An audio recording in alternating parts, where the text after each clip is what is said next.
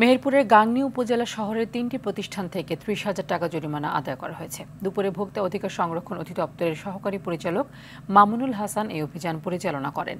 ফ্রিজে বাসি খাবার রাখা এবং রান্নাঘরে মুরগি পালন করার অপরাধে দুটি প্রতিষ্ঠান থেকে ১০,০০০ টাকা এবং আরেক প্রতিষ্ঠানে মেয়াদোত্তীর্ণ ওষুধ থাকায় ১০,০০০ টাকা জরিমানা আদায় করা হয়।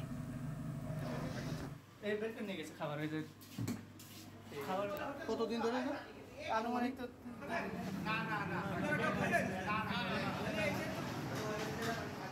লাইভ মুরগি, যেটা মুরগির ঘর আছে, মুরগি আছে, ডিম আছে, ওই রান্না করে যেখানে ভাত রান্না করা হচ্ছে, প্রয়োজনে ওনারা মাঝে মধ্যে ওখানে অন্য কিছু রান্না করে। সবকিছুর জন্য দুইটা হোটেলকে ১০-১০-২০,০০০ টাকা, মোট ৩টা প্রতিষ্ঠানকে ৩০,০০০ টাকা জরিমানা করা হয়েছে।